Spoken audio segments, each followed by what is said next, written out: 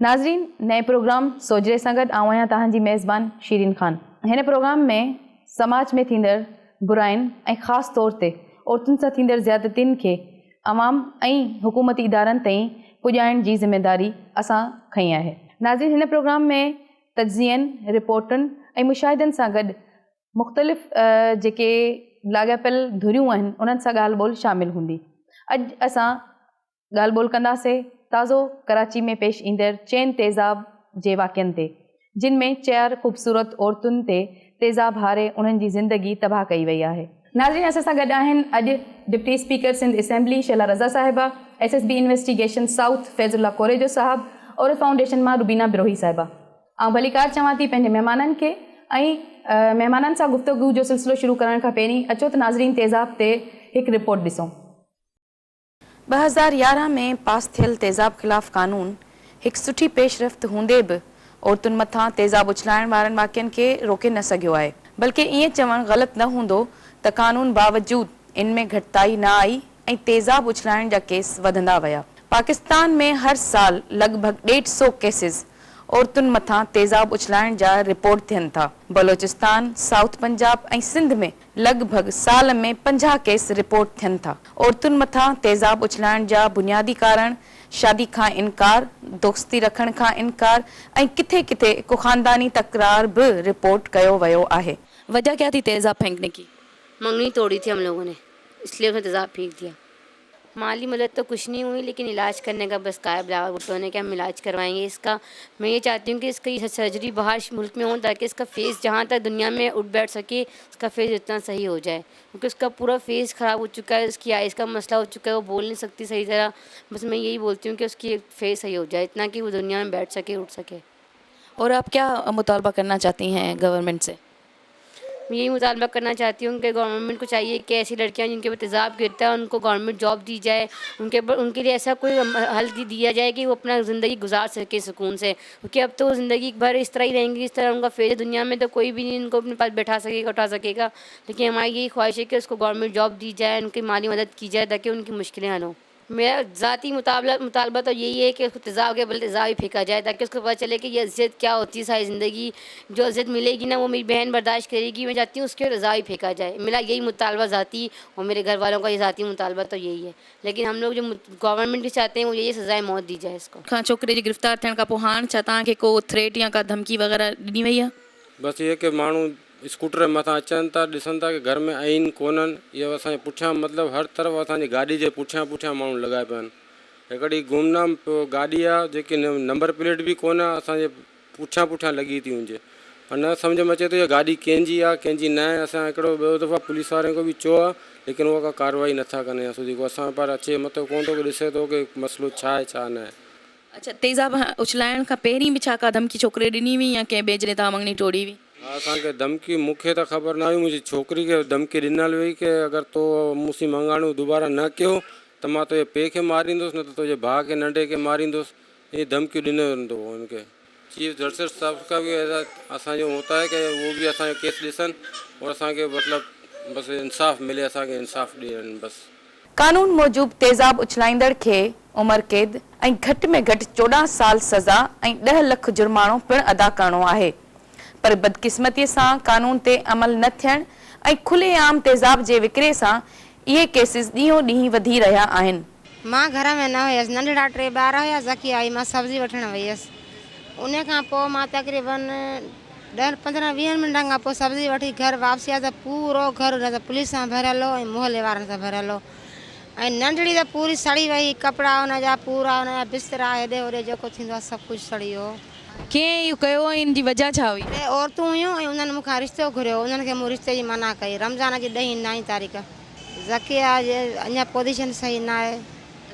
हुकूमत जी तरफ़ां तव्हांजी का माली मदद थी आहे, का माली इमदाद थी आहे? अञा न थी आहे, का बि न थी आहे। ॾाढा परेशान आहियूं, का बि न थी आहे अञा। ऐं मां थाणे वारनि राति वेही हुअसि, उन्हनि मूंखे चयो त तव्हां असांखे उन्हनि जो घरु ॾेखारियो। जॾहिं उन्हनि उहो माण्हू उन्हनि बंदि कया आहिनि, उन्हनि खे जेको आहे वठी वञनि घर त मतिलबु उन्हनि जा आहिनि। छोकिरी हिकिड़ी बंदि कया अथनि, 3 मर्द बंदि कया अथनि। उन्हनि खे होॾे वठी वञनि बंदि कनि। उन्हनि खे इहो ई चयो आहे तव्हां 2 माण्हू उहे जेको औरतूं आहिनि तव्हां उन्हनि खे बंदि कयो। जिन मुंहिंजी धीउ जे मथां जेको आहे तेज़ाब हारियो आहे, इन्हनि कंहिं बि मुंहिंजी अञा का दरख़्वास्त कान ॿुधी आहे पुलिस। अञा मतिलबु पुलिस धमकियूं ॾिए थी बाक़ी जेको पुलिस का न अञा शइ ॿुधी आहे मुंहिंजी। असांजे दिलि मां त मुंहिंजो घर बर्बाद थी वियो, नंढड़ा मुंहिंजा ॿार अलाए किथे रुलनि था, 3 नंढड़ा आहिनि मासूम 7 सालनि जा। मां हिते हॉस्पिटल में घर वारो मुंहिंजो बीमार पियो आहे हिते। गुज़िरियल 2 महीननि में सिर्फ़ कराची में 4 वाक़िया थी चुका आहिनि। तेज़ाब उछलाइण जे वधंदड़ वाक़ियनि जी रोकथाम ऐं मुतासिर औरतुनि जी सहायता लाइ सिंध जे नाले वारनि NGOs सिंध असेंबली ॿाहिरां एहतिजाजी मुज़ाहिरो पिणु कयो, जंहिं में मुतासिर औरतुनि जा ख़ानदान शामिल थिया, जिन में हुकूमत खां मुतासिर औरतुनि जी ॿाहिरां इलाज कराइण, तेज़ाब जे विकिरे ते पाबंदी जी घुर पिणु कई वई।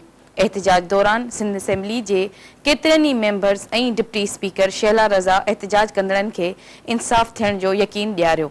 4 ख़ूबसूरत नौजवान छोकरनि जी ज़िंदगी तबाह कंदड़ तेज़ाब आम दुकाननि ते 100 रुपए में मिली रहियो आहे। 4 औरतूं पंहिंजी ख़ूबसूरती, पंहिंजी अखियुनि जी रोशनी विञाए पंहिंजी ईंदड़ ज़िंदगी हिकु न खुटंदड़ अज़ाब में गुज़ारींदियूं। ज़रूरत इन ॻाल्हि जी आहे त हुकूमत फौरी तौर कदम खणंदे ॾोहारियुनि खे सज़ा ॾे, कानून ते अमल कराए, तेज़ाब जे विकिरे ते पाबंदी हणे ऐं मुतासिर औरतुनि जो सरकारी ख़र्च ते ॿाहिरां कंहिं नाले वारी इस्पताल मां माहिरनि खां प्लास्टिक सर्जरी कराई वञे त जीअं इहे औरतूं वापसि पंहिंजी नॉर्मल ज़िंदगी गुज़ारे सघनि। नाज़रीन, गुज़िरियल 2 महीननि में 4 तेज़ाब उछलाइण जा वाक़िया सिर्फ़ कराची में थी चुका आहिनि। थियण त ईअं घुरिबो हो त 2011 में आयल अमेंडमेंट तरमीम जेका तेज़ाब जे कानून में PPC जे तहत आई हुई, उनखां पोइ इन्हनि केसनि में घटिताई अचणु घुरिजे हा, लेकिन सूरत हाल इन जो बिल्कुलु अबदर आहे। ॾींहों ॾींहुं तेज़ाब जे केसिस में वाधारो अची रहियो आहे। सिर्फ़ कराची में 2 महीननि में 4 केस रिपोर्ट थिया आहिनि। उनजा सबब छा आहिनि ऐं इन्हनि खे कीअं रोके सघिजे थो, इन्हनि ते ॻाल्हाईंदासीं। जेको आहे सो सभ खां पहिरीं गवर्नमेंट सां तालुक़ु आहे deputy speaker Sindh assembly Shaila Raza Sahiba जो, ऐं गॾु ई पाण PPP सां तालुक़ु रखनि थियूं। PPP गुज़िरियल केतिरनि ई सालनि खां वफ़ाक़ी ऐं सूबाई हुकूमत जो हिस्सो रही है। तो शैला रज़ा साहिबा, मैं आपसे ये पूछना चाहूँगी कि क्या सिंध गवर्नमेंट एग्जिस्ट करती है और उसकी रिट कायम है सूबे में? अगर है तो फिर क्यों खुलेआम 100 रुपए में तेज़ाब हर जगह दस्तयाब है? देखिए, पूरी दुनिया में जहाँ कवानीन भी हैं और जहाँ सज़ाएँ भी आती हैं, वहाँ पर भी तेज़ाब बआसानी दस्तयाब है और आप इसको रोक नहीं सकते। इसका परमिट है, लाइसेंस है, सब कुछ है। अगर ये सब कुछ भी है, लेकिन उसके बावजूद भी कहीं ना कहीं वाक़यात आपको पूरी दुनिया में नज़र आते हैं। और रिट जो है वो सिर्फ ये भी देख लें कि सिवाय एक 4 में से सब कल्प्रेट जो हैं ये पकड़े गए हैं। और ख़ुद गवर्नमेंट ने इंटरेस्ट लेके राहिला में, क्योंकि ज़्यादा शोर मच गया था, तो उसको पूरी सपोर्ट भी दी। और कल भी इत्तफाक है, आपके प्रोग्राम की वजह से नहीं कह रही हूँ, कल भी इत्तफाक से मैं CM साहब के साथ थी और मैंने कहा कि इनकी माली इमदाद तो कम अज़ कम करें कि जो इनके साथ सानिया हो गया। लेकिन अब इसको मज़ीद हम ये कर सकते हैं कि लाइसेंस है बिल्कुल कि इस तरह से नहीं खुलेआम तेज़ाब बेचा जा सकता, लेकिन फिर भी बिक रहा है। तो हमें ये चाहिए कि हम कोई ऐसा सिलसिला लेकर आएँ कि अगर किसी ने तेज़ाब बेचा, हम किसी ऐसे शख्स को जिसके पास लाइसेंस नहीं है, तो उसकी जो राइट्स हैं, जो भी कि जिससे उसने दुकान खोली हुई है, जो भी है उसका कारोबार है, वो ज़ब्त कर लिए जाए। कुछ न कुछ तो आपको करना पड़ेगा। और दूसरे मैं ये भी ज़रूर कहूँगी कि काफ़ी दफ़ा हमने केसेस देखे ख़वातीन के साथ ज़्यादती के और मुख्तलिफ, उसमें लोग पकड़े गए, लेकिन क्योंकि सज़ा नहीं मिलती तो इसलिए लोग बड़े फज़ल साहब, तव्हांजे ख़्याल में पुलिस जे हूंदे, ऐं जीअं त चवंदा आहिनि त पुलिस खे हर शइ जी ख़बर हूंदी आहे, पुलिस जो छा रोल आहे? ईअं तेज़ाब पुलिस जे हूंदे बिना कंहिं ख़बरचार जे हर दुकान ते कीअं विकामी रहियो आहे? ऐं छा हींअर ताईं सेक्शन 336A ऐं 336B जो कंहिं FIR तहत जेको आहे सो का FIR इन्हनि सेक्शन्स तहत काटी वई आहे? जी, जेका लास्ट टाइम जेका FIR असां वटि आई हुई, जेका शाह लतीफ़ जी जेका रिसेंटली थी आहे लास्ट महीने जे अंदरि, उनजे अंदरि जॾहिं इनिशियली FIR दर्ज थी 324 में थी, पर जीअं ई तफ़्तीश में FIR आई 336B जेको नओं सेक्शन आहे एसिड उछलण जो, इहो सेक्शन बिल्कुलु अप्लाई थिए थो ऐं इन में को बि इबहाम न आहे, लॉ मौजूदु आहे। ऐं पुलिस अगरि सेक्शन न बि लॻाईंदी आहे त कोर्ट जॾहिं प्रोसिक्यूशन वटि फाइल वेंदी आहे त अल्टीमेटली उहो सेक्शन लॻंदो आहे। ऐं हाणे आफ्टर लॉ जे पास थियण खां पोइ, अमेंडमेंट थियण खां पोइ, ये बिल्कुलु ट्राई थियनि था पिया, ये सबमिट थियनि था पिया। जेको सेक्शन जेको केस असां वटि आहे उनमें बिल्कुलु सेक्शन अप्लाई थियो आहे, असां हुनखे लॻायो आहे। हीअं थी 4 FIRs जेके आहिनि कराची में 4 वाक़िया थिया आहिनि, 4 FIRs इन जूं जेके आहिनि से लॉन्च थी चुकिया आहिनि, उन मां चइनिनि में इहो सेक्शन लागू थिया आहिनि, लॻाया विया आहिनि? बिल्कुलु 336B ख़ासि कर कंहिं बि पर्सन ते को नुक़सानदेह शइ उछलण सां जंहिंसां उहो सड़ी वञे, डीफिगर थी वञे, डीफेस थी वञे, इहो 336B जेको सेक्शन आहे इहो बिल्कुलु लॻंदो आहे, बिल्कुलु लॻायो वेंदो आहे। असां सां रुबीना आहिनि और फाउंडेशन सां तालुक़ु रखनि थियूं। रुबीना साहिबा, इहा त असांखे ख़बर आहे त NGOs जे दबाव ऐं उन्हनि जे प्रेशर जे करे ऐं उन्हनि जी कोशिशि जे करे 2011 वारी अमेंडमेंट जेका आहे, तरमीम जेका ईअं चइजे त PPC में आई तेज़ाब वारी, लेकिन छा उन खां पोइ इन कानून जी आगाही ऐं इन कानून जे अमल दरामद लाइ NGOs इन ते छा करे रहियूं आहिनि ऐं स्पेशली तव्हां इन ते कहिड़ो कमु कयो पिया? ॾिसो शीरीन, मां जीअं चवंदसि त NGOs पंहिंजो रोल पूरी तरह अदा करे रहियूं आहिनि, पर इन सां गॾु गवर्नमेंट खे बि पंहिंजो रोल अदा करणु घुरिजे हिन जी डिसेमिनेशन जे हवाले सां। जीअं हाणे कोरेजो साहब बिल्कुलु हींअर चयो कि 3 to 5 हिन ते पहिरां कयो वियो, तंहिंखां पोइ 336 अप्लाई कयो। इन जो मतिलबु कि जेको हुते ऑफिसर वेठो आहे जेको FIR लॉन्च पियो करे, छा हुनखे पहिरां ख़बर कोन हुई कि 336 करणु घुरिजे डायरेक्ट? त हिन में मूंखे हिकिड़ी कमी जेकी नज़र थी अचे उहो इंफॉर्मेशन जी डिसेमिनेशन जी आहे।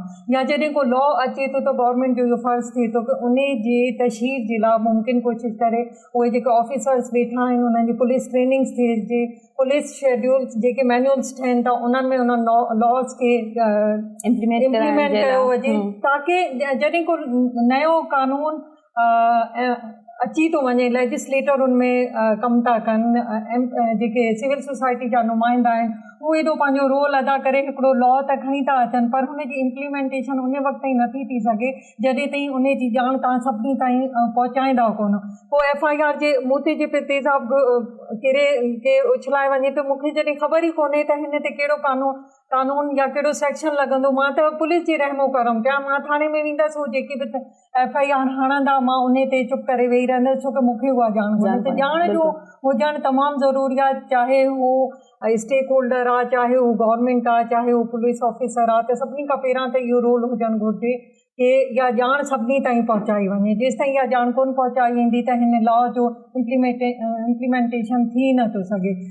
सिविल सोसाइटी इन रेफरेंस सां बि काफ़ी पंहिंजी जेतिरी बि हुनजी इस्तदाद आहे, जेतिरियूं हुनजी कोशिशूं आहिनि, उहे इन सिलसिले में ट्रेनिंग्स करवाए थी। असांजो पाण इदारो औरत फाउंडेशन काफ़ी लॉस जेके बि नया अचनि था, असांजी पूरी कोशिशि थिए थी कि उन्हनि खे तशहीर कई वञे, ग्रास रूट लेवल ते उनजी इम्प्लीमेंटेशन जे हवाले सां, उनजी ॼाण जे हवाले सां असां उहे इंफॉर्मेशन सभिनी ताईं पहुचायूं, न सिर्फ़ु उन विक्टम ताईं बल्कि उहे इदारा जेके हुनजी इम्प्लीमेंटेशन में शामिल आहिनि उन्हनि जी। शैला साहिबा, आजकल तो सिंध हुकूमत के जो इजलास हैं कैबिनेट के वो भी बाहर होते हैं, तो आपके ख्याल में ये जो ख़वातीन हैं जिन पे जो है तेज़ाब फेंका गया है, उनमें से कितनी ख़वातीन को सिंध गवर्नमेंट ने बाहर प्लास्टिक सर्जरी के लिए या किसी भी इलाज के लिए भेजा है, और अगर नहीं भेजा तो क्या आपके ख्याल में भेजना चाहिए? देखिए, पहली बात तो ये कि पूरी कैबिनेट के नहीं थे, चंद वज़रा को बुलाया गया था, 2-3 को, और ये तो चलता है, कम से कम लीडर्स यहाँ पे रहते हैं, अगर कभी किसी वक्त चले गए तो कोई ऐसी बात नहीं। दूसरी बात ये है कि अभी जो 4 लड़कियाँ हैं, अभी ये इस स्टेज में नहीं है कि इनकी प्लास्टिक सर्जरी हो, अभी इनका अर्ली स्टेज है, इनकी चल रही है कुछ इलाज वगैरह, और अभी तो जो सिदरा है उसको, और एक बच्ची जकिया के भी सुना है कि वो जो फाइन ट्यूब्स होते हैं जो नोज़ के लिए, सांस के लिए, तो वो उन्होंने कहा अभी 1 साल लगेंगे। और तो इसके लिए हमने ये करवाया है कि 1 मिलियन की बात की है कि हर बच्ची को दिया जाए, और उसके बाद जो है प्लास्टिक सर्जरी उनकी किस हद तक हो सकती है, क्या चीज़ रिकन्स्ट्रक्ट हो सकती है, क्योंकि दुनिया में किसी भी जगह ये अपनी चली जाएंगे जो इनका ओरिजिनल फेस है, इस पे ये वापस नहीं आ सकती। तो लेकिन कुछ बेहतर हो सकता है। लेकिन इसमें बहुत ही अफसोस की बात यह है कि जकिया के अलावा राहिला, ज़ैनब और सिदरा, राहिला की तो दोनों आँखें इफेक्ट हुई, आँखें भी, नाक भी, और जो जैनब है उसने लेंसेज लगाए हुए थे, उसके लेंसेज मेल्ट होकर उसकी आँख के अंदर चले गए, उसकी भी आँख और सिद्रा की आँख बेहतर है मुझे महसूस हुई। इनफैक्ट सिद्रा से मुझे अच्छा भी नहीं लगा पूछना, लेकिन आँख मुझे उसकी बेहतर है पहले से, बेहतर लगी। तो अब हम ये चाहेंगे कि बहुत सारी NGOs भी हमारे पास खड़ी हुई हैं और वो ये चाहती हैं कि इन बच्चियों का वो जितनी हद तक सर्जरी हो सकती है वो करें। तो देखते हैं कि आगे इनको क्या ज़रूरत। मेरी इनसे मुलाकात हुई थी, ये राहिला, और इनका कहना था कि हमें ये तो ठीक है कि हमारे लिए अभी इलाज का या जितना थोड़ा बहुत गवर्नमेंट कर सकती है, लेकिन उनका कहना था कि ज़ाहिर है एक लड़की की ज़िंदगी तबाह हो गई है, उसका चेहरा चला गया, उसकी आंखें चली गई, मतलब इन फ्यूचर अब उसके लिए कुछ नहीं बचा ना। तो क्या ये पॉसिबल है कि गवर्नमेंट के पास कोई ऐसा कोटा हो या कुछ ऐसा हो जिसमें उनको कोई ऐसी नौकरी, मतलब ऐसी कोई जॉब या कोई ऐसी चीज़ जिससे आगे वो अपनी ज़िंदगी कुछ गुजार सकें इसमें? देखिए अभी तक तो हम बड़ी मुश्किल से यहाँ तक पहुँचे हैं कि डिसेबल के लिए भी हमने कोटा किया, लेकिन जब हम लोग अब यहाँ तक पहुँच गए हैं तो मैं समझती हूँ कि हमें इनके लिए भी आगे कुछ सोचना होगा। कोई हम एक ऐसा सेंटर ही बना लें शायद इन फ्यूचर, अगर हम सब साथ रहें, कि जहाँ पे ये इन ख़वातीन को रख के कुछ इनके हिसाब से काम लिया जा सके, इसलिए कि ये ख़वातीन मोस्टली नॉर्मल लाइफ नहीं गुजार पाती हैं और डिस्टर्ब रहती हैं और साइकोलॉजिकल प्रॉब्लम्स भी आ जाती हैं। तो ये सब चीज़ें हम लोग ने देखी होंगी जब हम इतने % लेडीज़ हैं, हम अपना कॉकस भी बना रहे हैं, हम अपनी सिविल सोसाइटीज़ के साथ मिलकर लेजिस्लेशन भी कर रहे हैं। तो अब हमें इस एस्पेक्ट में भी देखना होगा और कि हम इनके लिए मज़ीद क्या कर सकते हैं। ये सारे जो हैं ये गरीब फैमिली से ताल्लुकात रखते हैं, सब मज़दूरों की बेटियां हैं और इनकी ज़िंदगी अब मतलब आपको देखें कि नाबीन भी हो गई सारी चीज़ें, तो वो मतलब एक दफ़ा का मरना नहीं है, अब तो सारी ज़िंदगी का मरना है, रोज़ का मरना है। मैंने बहुत सारे ऐसे केसेस देखे हैं कि लड़कियां जो हैं उनको फिट्स पड़ने लगते हैं, अगर उनको आईना देख लें या कुछ कर लें तो वो चीखें मारने लगती हैं। ट्रॉमा होता है, बिल्कुल जाहिर है कि अगर हमारे एक पिंपल भी निकल आता है हाँ, तो हम कहते हैं कि हमारी स्किन सही रहे या कुछ जो भी है, और अपनी बातों में भी हम अपने फेस का, अपने फैशन का जिक्र कर रहे होते हैं। तो एक लड़की को आप उसका चेहरा ही बिगाड़ दें, उसका सारा ज़रूर उसका ख़त्म कर दें, तो ये एक बहुत मुश्किल बात होती है, कोई भी नॉर्मल लाइफ नहीं गुजार सकता। तो ये सब बातें हम सब ने, जब हम इतने % हमारी औरतों की हर जगह मौजूद है तो कुछ ना कुछ हमें करना होगा। बिल्कुल नाज़रीन, गुफ्तगू जो सिलसिलो जारी रखंदासीं, वठूं था हिकु नंढी ब्रेक।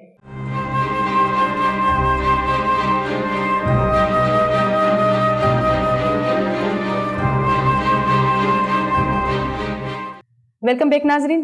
कुरेजा साहब, तव्हां खां पुछणु चाहींदसि त कुझु चंद हिकिड़ा ख़ासि नाला आहिनि पुलिस ऑफिसर्स जा जिन जे करे पुलिस जो हींअर काफ़ी मोरल मतिलबु बुलंद बि थियो आहे ऐं पुलिस जी काफ़ी साख बहितर बि थी आहे, पर उन्हनि चंद ऑफिसर्स खे छॾे करे हेठि रेक जा जेके बि ऑफिसर्स आहिनि जिन में हेड मोहर आहिनि, IOs आहिनि, जेके इन्वेस्टिगेशन्स कनि था, उहे स्टिल हिकिड़ो त उन्हनि खे अञा ताईं नयनि आयल कानूननि जी ख़बरचार न आहे त कहिड़ा सेक्शन आहिनि, कहिड़ा कानून आहिनि। ॿियो अॼु ताईं बि उन ई पुराणे तरीक़नि सां ऐं उन्हनि पुराणनि इन्वेस्टिगेशन ऐं जा जेके तरीक़ा आहिनि ऐं सेक्शन्स आहिनि उन्हनि ते ई हलनि था। त तव्हांजी सिंध पुलिस जे जेको डिपार्टमेंट आहे उनजे लाइ उन्हनि का ट्रेनिंग्स का तरबियती कोर्स रखिया आहिनि, या जीअं ही सपोज़ हीअं तेज़ाब वारो कानून आयो आहे, चाइल्ड मैरिज वारो कानून आयो आहे, डोमेस्टिक वायलेंस वारो कानून आयो आहे, लेकिन उन्हनि ऑफिसर्स खे ख़बर न आहे, त उनजे लाइ छा आहे प्रोसीजर अव्हांजो? बेसिकली जेका इन्वेस्टिगेशन आहे उहा हिकिड़ी प्रोफेशनल फील्ड आहे ऐं जेतिरियूं बि शॉर्ट कमिंग्स आहिनि, कोताहियूं आहिनि या पुलिस जे जेकियूं शॉर्ट कमिंग साम्हूं अचनि थियूं, FIR में हुजनि या कंप्लेनेंट साइड ते हुजे, उहा बेसिकली इन्वेस्टिगेशन कवर कंदी आहे। त असांजो हमेशह फोकस इहो रहियो आहे त जेका इन्वेस्टिगेशन ऑफिसर्स हुजनि इन्हनि खे ग्रूम कजे, उन्हनि खे ट्रेन कजे, इन्वेस्टिगेशन जो स्पेशलाइज़ काडर हुजे उहे उते सर्व कनि ऐं उहे उते स्पेशलाइज़ थींदी आहिनि। जनरली जीअं कराची शहर में हिन वक़्तु इन्वेस्टिगेशन आहे हिते SSP इन्वेस्टिगेशन सेपरेट आहिनि, इंटीरियर में हिकिड़े SP साहब वटि इन्वेस्टिगेशन आहे, लेकिन हिते ॿई पैरेलल बि गॾु हलनि था, इन करे हिते जनरली जेका हुनजी परफॉर्मेंस आहे उहा बहितर आहे। इंटीरियर में गॾु आहिनि, हिते कराची में सेपरेट आहिनि, पैरेलल हिकिड़े डिस्ट्रिक्ट में ॿ SSP वेहनि था ऐं इन्वेस्टिगेशन जो जेको स्टैंडर्ड आहे उहो कराची में इन ई करे बहितर आहे जो हुन स्पेशलाइज़ हिकिड़ी फील्ड ठहियलु आहे। हाणे बेसिकली इशू इहो हूंदो आहे त जॾहिं 154 जी स्टेटमेंट ठहे थी जंहिंखे असां FIR चवंदा आहियूं, त FIR में कंप्लेनेंट जी पहिरीं इंफॉर्मेशन आहे, उन में हू थी सघे थो कुझु शयूं न ॿुधाए सघे प्रेशर जे करे, थी सघे थो उन महिल हुनखे ख़बर न हुजे, जीअं ज़ैनब वारी FIR आहे, हिन में को माण्हू नॉमिनेटेड न आहे, उन इन द फर्स्ट इंसिडेंट में जेका FIR कटी आहे हुन में इहो न ॿुधायो वियो आहे त केरु मुल्ज़मान आहिनि, लेकिन जॾहिं तफ़्तीश थी पुलिस ऑफिसर बयानु वरिता मौक़े ते वियो त ख़बर पई त इहा 324 जो सेक्शन न आहे, को अटैम्प्ट टू मर्डर न आहे, पर ही हिकिड़ी ख़ातून खे साड़ियो वियो आहे तेज़ाब जी, त पोइ अल्टीमेटली 336B जेको सेक्शन आहे उहो अप्लाई थी वियो। त इन्वेस्टिगेशन बेसिकली उहो इदारो आहे जेको हुनखे सॉर्ट आउट करे थो, उन जो कलेक्शन ऑफ एविडेंस करे थो, ऐं पोइ सज़ा जो जेको अमल आहे, जेको कोर्टूं जेको प्रोसेस कनि थियूं प्रोसिक्यूशन सर्विस खां पोइ जॾहिं कोर्ट्स वञे थो, उहो डिपेंड कनि थियूं असांजी एविडेंस ते, जेको पुलिस इन्वेस्टिगेशन में उहो कलेक्ट करे थो, ऐं कलेक्ट करण खां पोइ उनखे कंपाइल करे थी, ऐं उहा हिकिड़े अहिड़े लेवल ते खणी अचे थी त जॾहिं जज साहिबु हुनखे पढ़े त उहो रियलाइज़ करे त हिन में वाक़ई हक़ीक़त छा आहे, जंहिंखे असां चवंदा आहियूं त क्रिमिनल ऐं जेको विक्टम आहे ॿिन्ही खे कनेक्ट करे सघे, जो क्राइम आहे उहो ऐं जेको सेक्शन आहे उहो अप्लाई थिए थो, छा उहो जस्टिफाइबल आहिनि या न आहिनि, त बेसिकली जेको मेन फंक्शन आहे उहो इन्वेस्टिगेशन जो आहे। त कराची जे अंदरि माशाल्लाह इन्वेस्टिगेशन सेपरेट बि आहे, IOs ट्रेंड बि आहिनि, हाणे जेतिरे हद ताईं तालुक़ु आहे लॉ जी अवेयरनेस जी सेक्शंस जी, हा नयूं अमेंडमेंट्स अचनि थियूं, लेजिस्लेचर पंहिंजो कमु करे थी, नया सेक्शन अचनि था, उहो असां पंहिंजे हिसाब सां सेंसिटाइज़ कयूं था पिया, पंहिंजे हिसाब सां असांजे ट्रेनिंग सेंटर्स में बि इनकॉर्पोरेट कयल आहे, कोर्सिस में ह्यूमन राइट्स अची विया आहिनि, इहो सॼो असां पंहिंजे कोर्सिस में शामिलु कयो आहे, पर इन जे बावजूदु जेका असांजी पंहिंजी डिपार्टमेंट ट्रेनिंग आहे उन में बि शामिलु कयो आहे, जिथे असांखे अपॉर्चुनिटीज़ मिलनि थियूं इंटरनेशनल या नेशनल लेवल ते NGOs असां सां कोऑपरेट कनि थियूं, उन में बि असां पंहिंजा IOs मोकिलियूं था। त मुंहिंजे ख़्याल में त इहे सभु जहिड़ी शयूं गॾिजनि थियूं, इहा अवेयरनेस मुकमल थिए थी, पर बावजूदु इन जे अगरि उन खां पोइ बि का कोताही रहिजी वञे थी त असांजी जेका प्रोसिक्यूशन सर्विस आहे उहा इंडिपेंडेंट आहे, उन लेवल ते पोइ उनखे क्योर करे अल्टीमेटली कोर्ट में असां चालान जमा कराईंदा।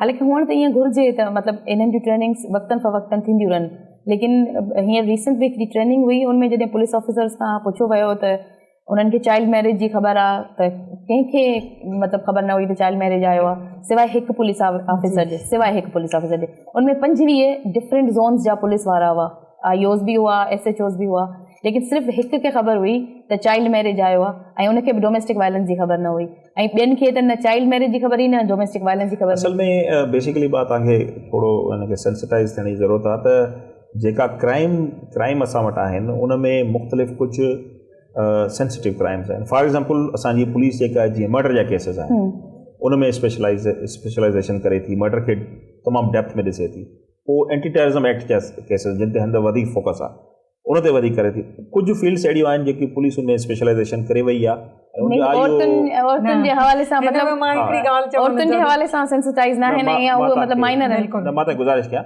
त कुझु केसिस अहिड़ा आहिनि जिन में IOs रिपीटेडली साॻा केस कंदा रहिया आहिनि।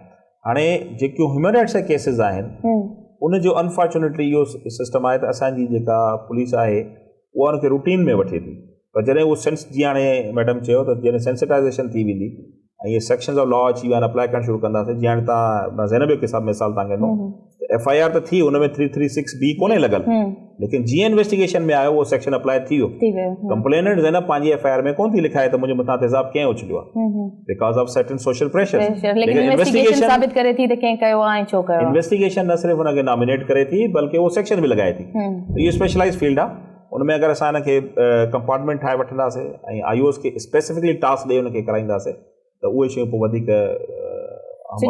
जेको ऑनर किलिंग आहे या तेज़ाब वारो जेको आहे सो मतिलबु क्राइम आहे, इहो बाक़ाइदा ईअं ई आहे जीअं ॿिया क्राइम आहिनि, मतिलबु ईअं न आहे त सिर्फ़ु ह्यूमन राइट जो इशू आहे, मतिलबु इहो त क्राइम आहे। ऐं इवन ऑनर किलिंग जी जेका 2004 में अमेंडमेंट आई उनजी बि जेका आहे सा ख़बर न आहे, इवन जजिस खे बि मतिलबु तव्हां ईअं पाण सम्झंदा भई असांजी प्रोसिक्यूटर्स खे ख़बर हूंदी अॻियां नी, काफ़ी अहिड़ा वकील आहिनि जिन खे पाण खे ख़बर न आहे त नया कानून कहिड़ा आया आहिनि, जजिस खे ख़बर न आहे, मीन्स इंटीरियर जी अगरि ॻाल्हि कजे कराची जी सूरत हाल अञा बि कुझु बहितर आहे, लेकिन जॾहिं घोटकी सिखर शिकारपुर वञूं था त उते हिकिड़ा 2 जज हुआ जिन उन्हनि खे बि इहा ख़बर कोन्हे त कोई इहे जेके इंसान आहिनि त इहे सिर्फ़ु ह्यूमन राइट कान्हे, इहो क्राइम आहे। त मुंहिंजो ख़्यालु आहे त कंहिं हद ताईं इहा सुठी ॻाल्हि आहे त इन्वेस्टिगेशन में अची उहे सेक्शन लॻी था वञनि या इन्वेस्टिगेशन ऑफिसर उन्हनि खे कवर अप करे था वञनि, लेकिन बहितर इहो आहे त अगरि जीअं सॼी जेको हेठां खां जीअं इन्वेस्टिगेशन शुरू थिए थी ऐं जीअं सेक्शन लॻनि था ऐं FIR कटे थी, अगरि उन्हनि खे बि इन्हनि जी ॼाण हुजे त उहो वधीक बहितर आहे। एॾो टाइम हाणे तव्हां जीअं ॻाल्हि कई ऑनर किलिंग जी 2004 जो लॉ क्रिमिनल लॉ अमेंडमेंट, त उहा बि अञा ताईं जेके आहिनि, हाणे ही 14 आहे ऐं न मतिलबु 10 साल गुज़री विया आहिनि, अञा ताईं उहा ॼाण जेकी आहे उन्हनि खे जेके इम्प्लीमेंट करण वारा इदारा आहिनि उन्हनि खे उहा ॼाण कोन्हे। असां पाण औरत फाउंडेशन जे तहत मां हिकिड़ी रिसर्च कई, उन में बि इहो थियो जॾहिं जजिस सां मुंहिंजी मुलाक़ात थी, मुंहिंजी विक्टम सां थी, प्लस पुलिस वारनि सां थी, त हुननि खे ख़बर ई कोन हो, आम मर्डर में ई उनखे FIR कटनि था, उन्हनि खे इन जो ख़बर ई बि कोन हो कि 2004 में ही लॉ आयो आहे ऐं ऑनर किलिंग जे तहत हिनखे हिन सेक्शन में कयो वेंदो। त छा एॾा साल औरतनि खे इंतज़ारु करिणो पवंदो कि इहा कॾहिं इंफॉर्मेशन हुननि ताईं पहुचे? ऐं इहा इन जी ज़िम्मेदार सिर्फ़ु मतिलबु पुलिस न, गवर्नमेंट जी भी कंहिं हद ताईं ज़िम्मेदार है, देना है, अमल दरामद कराना भी है। एक सवाल पूछना चाहती हूँ, अगर कोई शख्स डॉक्टर बन गया है और उसको सर्जन नहीं बनना, लेकिन दुनिया में जितनी रिसर्च आ रही है इसका अपना शोभा है, उससे पढ़नी चाहिए। अब अगर आपके मुल्क में आपको ये इन्फॉर्म रहना चाहिए, चैनल्स पे सारा इजलास चलता है, सब कुछ होता है, रोज़ाना क्या बिल पास हो रहे हैं, क्या नहीं हो रहे, ये तो एक अवेयरनेस है जो खुद भी लेनी होती है कि आप जिस शोबे में, आपको पकड़ पकड़ के घोल के तो नहीं पिलाया जा सकता।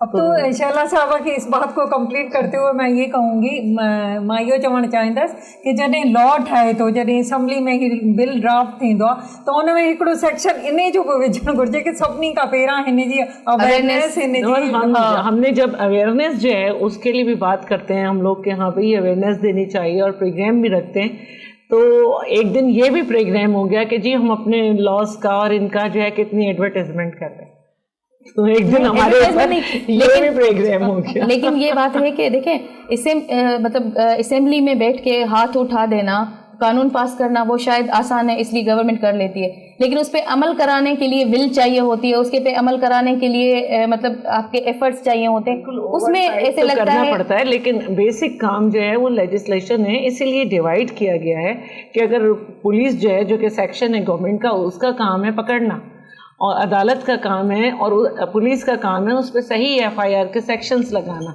अब हर जगह जाके MP MNA तो नहीं खड़ा होगा। हाँ, हम ये कर सकते हैं कि जहाँ आवाज़ उठे कि भाई ये तो ये होना चाहिए था, हम वहाँ पे जाके खड़े हो जाएं, लेकिन अगर कल हमें झाड़ू भी लगानी है, कल हमें सैलाब ज़दगान को भी बचाना है, इन सब के लिए डिवीज़न की गई है कि जी फ़ौज के पास स्पेशल ट्रेनिंग है। इसी तरह जजेस के पास जो है वो ये बिल्कुल इख्तियार है कि जब वो स्ट्राइक डाउन कर देते हैं 1 मिनट में जो चीज़ उन्हें समझ में नहीं आती, तो जहाँ कहीं पुलिस से अगर वो ये देखते हैं कि कहीं खामी रह गई है, तो सर्कमस्टेंशियल एविडेंसेस भी जो हैं उनको मद्देनज़र रख के भी सपोर्ट कर सकते हैं ना, क्योंकि असल काम सबका विक्टिम को सपोर्ट करने ना, या कल्प्रिट को जो है वो मजबूत करना है। नाज़रीन, वठूं था एक नंढड़ो ब्रेक।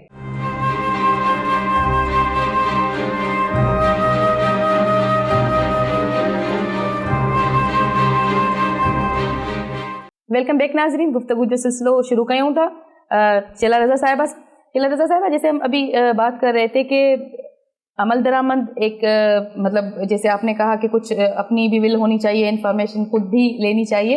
दूसरा ये कि गवर्नमेंट का भी उसमें एक अपना पार्ट है, पुलिस का भी अपना पार्ट है, NGOs का भी पार्ट है, लेकिन देखा ये गया है कि मतलब हर कोई दूसरे पे जिम्मेदारी डाल रहा होता है कि ठीक है हमने पास कर दिया, अब ये पुलिस की जिम्मेदारी सेक्शन लगा दे। पुलिस कहती है कि जी हमारी जितनी ट्रेनिंग है वही है, हमें आगे चल के हम बेहतर कर लेते हैं।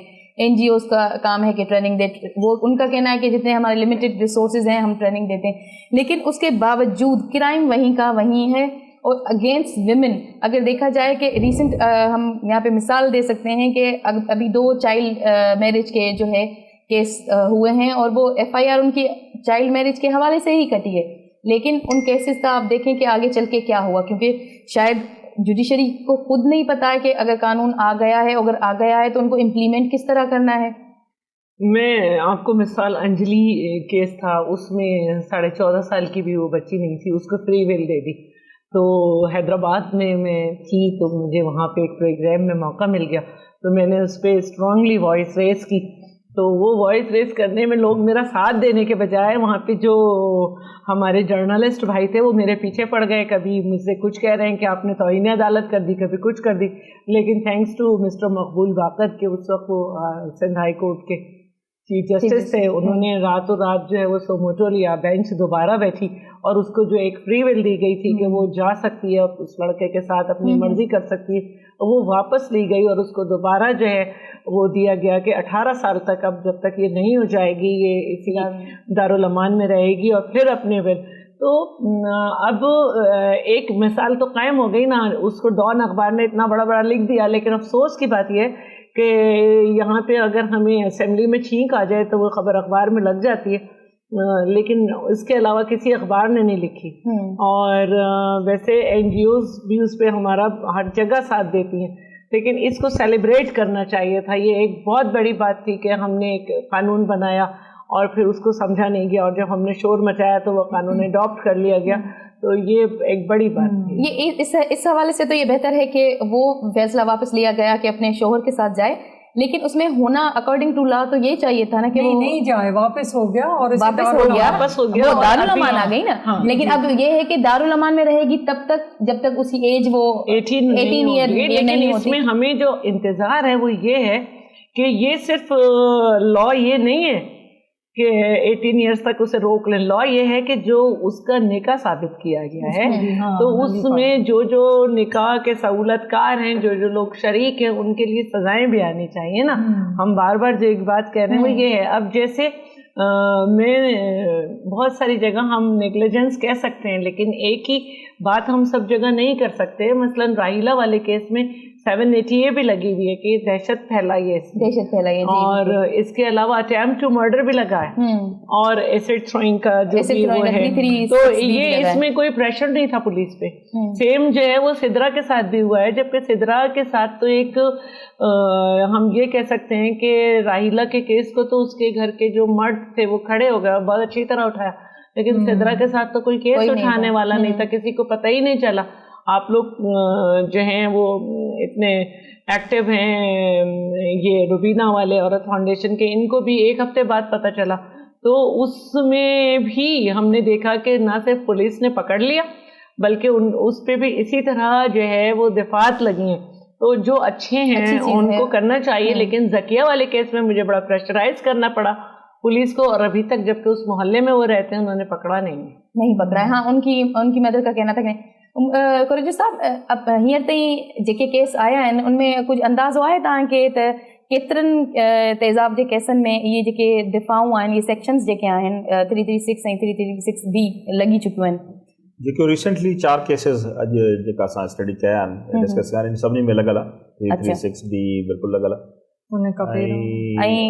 पुराणे डेटा मूं वटि न आहिनि पर जेका रिसेंट जेतिरा जेका मां अॼु ॾिठा स्टडी कया आहिनि सभिनी में 336 लॻी आहे। अच्छा, इनमें ज़किया जा जेके आहिनि ॾोहारी, मतिलबु उहे छो न गिरफ़्तार थिया? बेसिकली मूं वटि ज़ैनब जो केस मां अंडर इन्वेस्टिगेशन मूं वटि आहे ज़ैनब जो, ऐं ज़ैनब जे केस में न सिर्फ़ु जंहिं कंस्पेरेसी कई उहो गिरफ़्तार आहे, जेको मिडिल मैन आहे उहो गिरफ़्तार आहे, जंहिं अॻिते पैसा ॾेई एसिड थ्रो करायो उहो गिरफ़्तार आहे, जंहिं एसिड थ्रो कयो आहे उहो बि गिरफ़्तार आहे, बल्कि जंहिं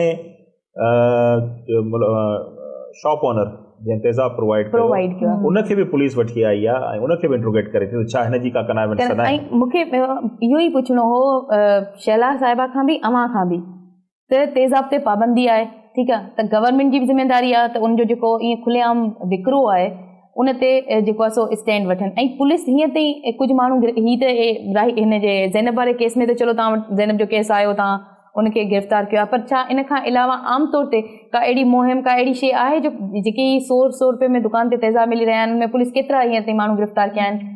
ॾिसो, एग्ज़ैक्टली हिन केस में एज़ ए इन्वेस्टिगेटर जेको मां ॾिठो ऐं मां महसूसु कयो त मुंहिंजो पहिरियों सुवालु जॾहिं मां इन्वेस्टिगेशन ॾिठी त मुंहिंजो इहो ई हो त हीउ तेज़ाब किथां वठी आयो ऐं हिन कीअं इस्तेमालु कयो। जॾहिं दुकानदार खे क़ाबू कयो वियो, हुन खां पुछा कयो त हुन इहा ॻाल्हि ॿुधाई त जनरली मां ओपन में सेल कंदो आहियां, ऐं जीअं जमादार थी विया या बाक़ी माण्हू जेका घर में इस्तेमालु कनि था तेज़ाब सफ़ाई जे लाइ या कंहिं आयरन जी कंहिं शयुनि खे साफ़ु करण जे लाइ, त जीअं असां रूटीन में असां इहो सेल कंदा रहंदा आहियूं। ऐं हीउ जेको असांखे ॿुधाए, जॾहिं असां हुन खां पुछो त तोखां हीउ जेको माण्हू तेज़ाब वठणु आयो त कहिड़े कॉन्टेक्स्ट में वठणु आयो, त हुन चयो त मूंखे पंहिंजो वॉशरूम जी सफ़ाई जे लाइ तेज़ाब खपे ऐं सिंपल वठी वियो। त जीअं असां जनरली सेल कंदा आहियूं, जनरल प्रैक्टिस जेका नज़र अचे थी पई त इहो ईअं ओपन सेल थिए थो, जंहिंजे करे इशूज़ थियनि था ऐं इज़ीली माण्हू वठी हिनखे मिसयूज़ करे सघनि था। آپ یہ بھی دیکھیں کہ جو واش روم صاف کرنے کے لیے ریڈ اور یلو یہ بھی سب بند ہونے چاہیے، کیونکہ اس کے علاوہ اب بات یہ ہے کہ اگر سزائیں آ جائیں نا تو چیزیں تو بہت دستیاب ہیں، کار میں بھی ہے، ہر جگہ ہے، اسکول میں بھی ہے. کل اگر ہم سزائیں نہیں دیں گے، کل اسکول اور یونیورسٹی اور کالج کے جو اسٹوڈنٹس ہیں وہ ایک دوسرے پہ شروع ہو جائیں گے.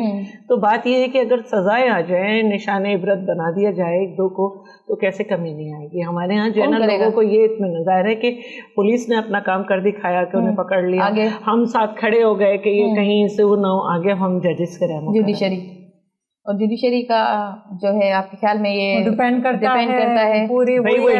ایویڈنس پہ. جوڈیشری کا تو یہ ہوتا ہے نا کہ وہ کہتے ہیں ایویڈنس پہ. اب ہمیشہ یہی ہوتا ہے، بہت سارے ایکیوزڈ ہوتے ہیں جو شروع میں تو کیس ٹھیک ٹھاک چلتا ہے، لیکن آگے چل کے وہ دیکھیں جی اس میں تھوڑا سا ایڈ کروں گا کہ ایسڈ برن کے جو کیسز ہیں کوئی عام کیسز نہیں ہیں، اور ڈیفینیٹلی जेका सोशल इश्यूज़ आहिनि. हाणे ॾिसो जीअं ज़ैनब वारे केस में पहिरीं न ॿुधायो वियो त मुलज़िम केरु. अगरि FIR में कंप्लेनेंट साइड पहिरीं ॿुधाए छॾियां त शायदि इन्वेस्टिगेशन खे ओतिरी वधीक तकलीफ़ न थिए. पर जनरली सोशल प्रेशर्स बि आहिनि, बाक़ी आहिनि. ही कोई अनट्रेस केस न हूंदा. जनरली जेको विक्टिम आहे हुनखे ख़बर हूंदी आहे त ही केरु माण्हू थी सघे थो जेको मुंहिंजे मथां पुछी सघे थो. हा, ओवरऑल सोशल माण्हुनि खे, विक्टिम खे या उनजे रिलेटिव्स खे, उनजे माण्हुनि खे ख़बर हूंदी आहे. ख़बर न हूंदी आहे त घटि में घटि वरी बि अंदाज़ो हूंदो आहे त हीअ थी सघे थो. हाणे सोशल प्रेशर जे करे समटाइम्स मे बी इहो थिए थो त उहो हुनखे आइडेंटिफाई माण्हू नथा कनि. पर इन्वेस्टिगेशन जो जीअं मां तव्हांखे ज़ैनब जो केस जो बार बार मिसाल ॾियां थो पियो, त उन में जॾहिं पुलिस खे अंदाज़ो थियो त हीअ केस थी सघे थो, त हुन हिकिड़ो माण्हू पकड़ियो ऐं हुनजी पॉइंटेशन ते, हुनजी कन्फेशन ते असांखे ख़बर पइजी त केरु माण्हू आहे. न सिर्फ़ु जेको मेन कंस्पायरेटर आहे उहो पकड़ियो, जंहिं करायो, जंहिं फाइनेंस कयो, पर उन सां गॾु जंहिं ऑर्गेनाइज़ कयो, जंहिं अबेट कयो, जेको माण्हू मोटरसाइकिल ते वठी वियो ऐं जंहिं उछलियो, ऑल वर अरेस्टेड. पुलिस को तो शाबाश देनी चाहिए इन सारे तीनों केसेस में. इसलिए कि ज़ैनब का मैंने पढ़ा कि वो फेंकने के बाद जा रहे थे तो रास्ते में उनको जब रोका गया तो उनका हाल बुरा था, क्योंकि उनके अपने ऊपर भी आया था, वो वहीं अरेस्ट हो गए. और जहाँ तक जिस तरह मैडम ने कहा कि सज़ा का ताल्लुक है या एविडेंस का ताल्लुक है, नो डाउट ये सारे डिपार्टमेंट इंटरलिंक हैं आपस में एविडेंस के ऊपर. एविडेंस की जो थ्योरी है वो ये है कि जय साहबान की यही कंटेंशन होती है या ये हूंदो आहे त जेसि ताईं एविडेंस न हूंदो सज़ा नथी लॻी सघे. पर इहो बि हिकिड़ो इशू आहे त डिपेंड करे थो पुलिस जी कैपेसिटी ऐं पुलिस जी ट्रेनिंग ते. जीअं तव्हां पहिरीं चयो त हुनजी कैपेसिटी एतिरे हद ताईं हुजणु खपे ऐं न्यू टेक्निक्स हिन में अचणु खपनि, ख़ासि करे इन तरह केसिस में, ताकी एविडेंस जेको रवायती एविडेंस आहे उनखां अलावा बि टेक्निक्स जेके उन डेवलप थियनि ऐं उहे विधियूं वञनि. पर जेतिरे हद ताईं एसिड बर्न जो केस आहे, मां नथो सम्झां त ही हिन जे लाइ को तमामु हाई टेक हुजण जी ज़रूरत आहे. ही सिंपल आम जेको रवाजी जे क़िस्म जो जेको एविडेंस आहे उन ते बि चालान थी सघनि था ऐं बिल्कुलु सज़ाऊं लॻी सघनि. अगरि ॾिठो वञे त असां वटि अहिड़ी का, मुंहिंजो ख़्यालु आहे लेबोरेटरी अहिड़ी का शइ कान्हे जेका, छा आहे अहिड़ी का तव्हां मुंहिंजे त उनमें कान्हे की इल्म में, त जेका टेस्ट करे सघे त इहो ब्लीच जो पाणी हो, बैटरी जो पाणी हो, ब्लीच हुई, तेज़ाब हो या वटेवर छा हो. बेसिकली शायदि जीअं तव्हां पाण बि लॉ पढ़ियो आहे ऐं हिन में 336B में बि आहे, हुन में सब्सटेंस खे बि उहो एक्सप्लेन करे थो कहिड़ो बि क़िस्म जो मादो आहे, कहिड़े क़िस्म जो मादो आहे, नुक़सान हुआ है तो वो डिसफिगर या डीफेस. तो डिसफिगर और डीफेस का जब उन्होंने टर्मिनोलॉजी ॾेई छॾी आहे, अगरि उहा अप्लाई करे थी त लाज़मी लॉ जेको आहे का बि शइ हुजे. अलाए मूंखे कंहिं चयो त न, अगरि उनमें लिखी था छॾनि त ब्लीच, त उहो अॻियां हली अक्यूज़ जेको उनजो फ़ाइदो वठी सघे थो बनिस्बत एसिड जो जेको जंहिंजो ख़ासि तौर ते उनखे जेका सज़ा लिखियल आहे. पर मूं जेको पढ़ियो त उनमें इहो लिखियल आहे क्लियर त अगरि कहिड़ो बि क़िस्म जो मादो आहे जेको तव्हांखे नुक़सान ॾे थो. मां सम्झां थो त जो जेको मेडिकल केमिकल इसका टेस्ट हो जाता है कि कोई भी ब्लीच है या कुछ है उससे इतना डीप बर्न नहीं होता जितना जो है वो एसिड से होता है, और फिर ये एक दिन में इसका रिजल्ट नहीं होता. जैसे जैसे वो अंदर टिश्यूज़ में जाता है वो बर्न होता रहता है और आहिस्ता आहिस्ता जो स्किन है वो गिरती रहती है. और ज़किया को जब हम देखने गए तो हमें इतना डीप नहीं लग रहा था, लेकिन 2 दिन बाद मुझे बहुत दिल से तकलीफ़ हुई जब मुझे पता चला कि जी उसकी नोज़ वगैरह सब हट रही है اور بہت تکلیف ہو رہی تھی. یا یہ کہ ہاں سوری اذیت کا جو عنصر ہے دیکھیں اذیت جو عنصر ہے انہیں کے कैलकुलेट नथो करे सघे. सिदरा जंहिंजो नंढड़ो ॿारु आहे हू पंहिंजी माउ खे सुञाणे ई नथो सघे त हुन माउ जे दिलि ते छा गुज़रंदी हूंदी कि हू ॿारु हुनजी कच्छ में नथो अचे, हुनखे सुञाणे नथो. उहो ई मतिलबु इन तेज़ाब खां पोइ औरत जी ज़िंदगी रोज़ जीअण ई रोज़ मरण वारी थी. मैं भी एक बात कहना चाह रही थी क्योंकि राहिला के पास काफ़ी मेरा जाना रहा, ये सारा उसका अंदर से ये सारा सिस्टम नज़र आ रहा है और नोज़ उसकी पूरी ख़त्म हो गई है और दोनों आइज़ उसकी ख़त्म हो गई हैं और उसका सारा सर वर अंदर से नज़र आ रहा है. तो उसके बाद जो है ज़ाहिर है कि एक हद तक उसको हॉस्पिटल में रखा जा रहा है. अब वो उसको रोज़ाना की अजियत है कि कभी उसके लैक पे से स्किन लेके लगाई जाती है, कभी कुछ के. तो डॉक्टर्स उसमें जब बाहर आते हैं तो वो रोते हैं कि इस बच्ची के साथ क्या हो गया है. ही त उहे केसिस आहिनि न जंहिं ते गवर्नमेंट शैला साहिबा जीअं पूरी तवजो उन्हनि जी आहे. ऐं मां सलाम थी कयां शैला साहिबा के अहिड़नि मौक़नि में हीअ NGO सां गॾु बीठी हूंदी आहे. जॾहिं बि असां हिननि खे अप्रोच कयो बिल्कुलु ईज़ीली असां हिननि खे अप्रोच करे था सघूं. त हीअ त उहे वाक़िया आहिनि कि जेके रिपोर्ट थिया जेके हेसि ताईं आया एतिरा केतिरा ई केसिस आहिनि जंहिंजी मतिलबु गवर्नमेंट पुलिस इन्हनि ताईं पुॼनि ई नथा, रजिस्टर ई नथा थियनि. जॾहिं हिन में सज़ा कोन ॾिनी वेंदी त देखिए ना हम सब उस वक्त कितने एक्टिव थे जब मारिया शाह के ऊपर जो मारिया शाह के ऊपर सखर में हुआ था. स्पीकर नेशनल असेंबली खुद आई थी, उन्होंने अटेम्प्ट टू मर्डर डलवाया था. मैंने उसका वीडियो स्टेटमेंट कराया था. अब अगर उसके घर वालों ने आउट ऑफ कोर्ट पैचअप भी कर लिया तो ये हमें याद रखना चाहिए कि जो मोस्टली लड़कियां हैं वो बहुत ही गरीब ख़ानदान से ताल्लुक़ रखती हैं. वो तो बेचारे कर लेंगे, उनके पास जो है वो विंड पाइप खरीदने के पैसे नहीं हैं, वो तो कर लेंगे. लेकिन वो लड़की क्या करेगी, उस सज़ा तो मिली नहीं ना, तो क्या करें. वही 10-12 लाख थमा देते हैं कि ये लो लड़की को दे दो. लेकिन इस कानून के हिसाब से वो नॉट कंपाउंडेबल है, कंपाउंडेबल ना है. तो अगर केर उनके माफ़ भी करे सके तो स्टेट उनके वही क्राइम साबित करनी चाहिए. इतना स्ट्रॉन्ग नहीं रह जाता. और अभी तक मैंने कहा कि ये कानून लग तो सकता है लेट भी, मारिया पे उस पे हुआ नहीं कुछ. नाज़रीन चवंदा आहिनि पंहिंजे हिसे जो ॾीओ ॿारींदा हलो, इहो सोचे बग़ैर त रोशनी केतिरी थींदी ऐं ऊंदहि केॾी वॾी आहे. अॼु असां हिन पंहिंजे प्रोग्राम में माशरे जे हिकु वधंदड़ नासूर ते ॻाल्हायो. ईंदड़ प्रोग्राम में कंहिं ॿिए इशू सां वरी हाज़िर थींदासीं. तेसिताईं महिरबानी.